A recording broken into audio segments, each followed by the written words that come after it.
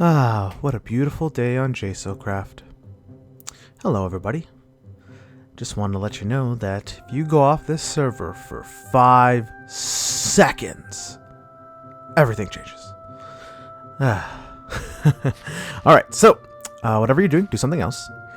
We haven't actually looked around spawn in quite a bit. And, there's a lot of new stuff around here, as I'm sure you can already tell just by taking a look. Ophir's been doing some work around his house and made some, changes to the land here. And this is, it's all like minor changes. And, ooh, I guess this is his mailbox. Yeah, Ophir's P.O. box. What do you know? And, like, this stuff is like minor stuff. And then you go to the main part of spawn, and it's completely different.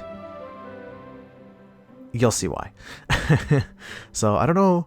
You can kind of see part of it on the map. There's a lot more foliage in certain parts. Basically, GT has been doing a lot of work in spawn here, as you can see right here. I mentioned that I didn't like how his shop was kind of like just kind of against the wall over here. From spawn, from this side, it looks amazing. It looks so much better than it did before. It's more of an easy transition on the eyes, so it's not so out of place with his giant shop. I put more trees and some glowstone and stuff in it. And I changed the path here, which I personally don't like, just because I don't like that kind of a smooth stone path. But this looks nice. Oh, over. This looks nice. Although it's a little more compact, and this is new. This talking about stuff changing. This was not on like 5 seconds ago, right? I was right about to start recording. Yeah, I changed the path here. I don't like this part here in front of my shop. I made it a certain way before. I'm probably gonna have to. I might change this, especially when I put my final shop in. So that's gonna be temporary. Like, I like this path here. The transition's a little rough there, so I might. Like, it's not clean enough. His shop looks better though, like including everything in spawn and his shop, it looks amazing. Just a couple other like little changes here and there that I'll probably do. And our tree looks amazing from down here.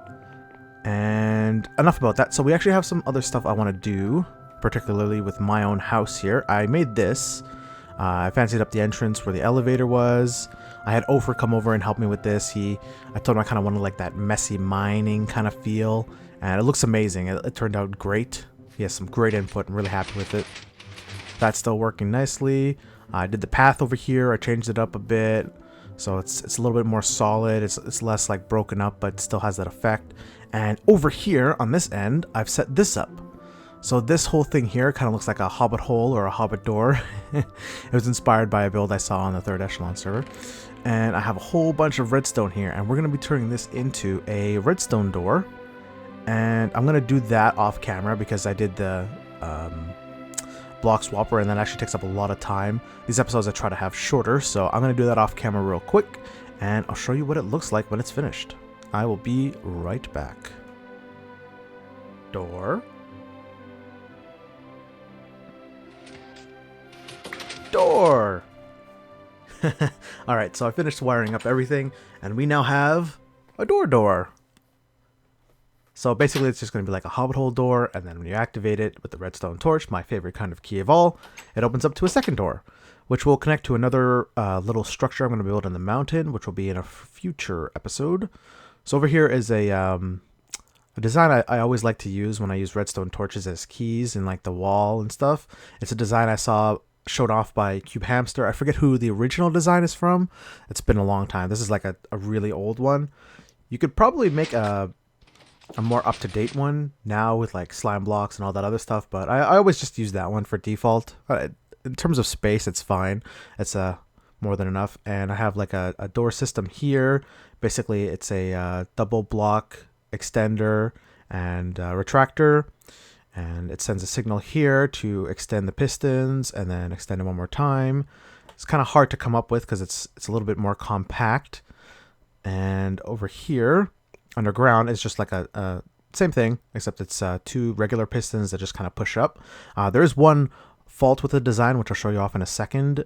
This thing has to actually be put lower, because if it's open and actually we probably can't go out this way. Let's go over here. We'll wrap around through the actual inside of the house. So we have this, and I'll probably like cover that up with actual more mountain little later on. But if you look here on the bottom, you can kind of see there's like a little gap.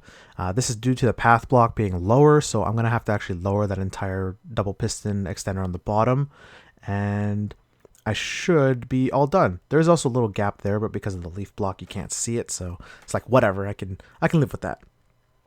But yeah, really happy with how that turned out, and I made a lot of use out of the block swapper here, but there is one more thing that I want to set up together, and that is an elytra launcher. And we'll be using my second design because I think that's more fitting. It's a little bit more compact and easy on the eyes, and it'll allow me to get all around spawn and kind of all around the area. No new changes since the last time I recorded, but I've already picked out a spot. Now, making the elytra launcher is very tricky and it's hard to do, especially off memory, because you might make a mistake. So I do suggest following a tutorial, and I have the perfect one. The first thing you want to do is figure out where you're going to be building this launcher. So I've picked this spot here, and what you're going to do, Yep, I've picked the spot ahead of time. Standing on, just go down 2 blocks. Ooh. Next thing you're going to want to do is set up your piston, like so. Yes, we have our piston. Not sticky piston. I think we need something else too, also right? Get your lever and put that in place. Yes, I have that as well. So the next thing we're going to be doing is setting up where the boat's really knows what he's doing. doing. You're going to want to put 2 blocks of water. Oh, you don't say. Now, if you use a single block of water and you put a block... Oh, right. So, setup's all done. A little bit of a fun self-promotion in the middle of a video. I'm probably not going to do that again. That was really silly and really dumb. Okay, so that's all set up and ready to go. So, we are all ready to test it now. So, all we got to do is pick the direction. So, we'll fly... We'll try this direction. Now, I don't know if it's going to work. I might have to do some minor changes. Whoop! Ow. Alright, so that's not perfect. Oh, so that didn't happen. Yeah, it's all built, all ready to go. I've made a couple changes to the original video, original design. I have it on this pedestal here, so it's a little bit raised up. It means we have more room to work with, and it should be set up all pretty good. I might actually change it a little bit more too, but here's the first test with the elytra launcher, and here we go. Very nice. I am very happy with that. So it didn't get us up all the way to like 500 blocks or anything like that, but more than enough room for us to fly around and get to everywhere we want in spawn, which is the whole reason I built this design, because it uses a lot less boats. I don't need to get up as high, and since my house is on a hill, I can get some real distance. And it's really cool flying around spawn. Alright, so I wanted to fly up here because this is the tallest mountain outside of spawn, and look at this amazing view. A picturesque view of spawn. You can see all the amazing builds. You can even see part of the jail from there. Oh, ooh. Just going for a quick flight around spawn. Oh. Alright, so I passed this in the beginning of the video, and we never actually looked inside it. So it's a Redstone Society advertisement, which is GT's one of his businesses in his building. And it's free to take 1 item for everyone on the server.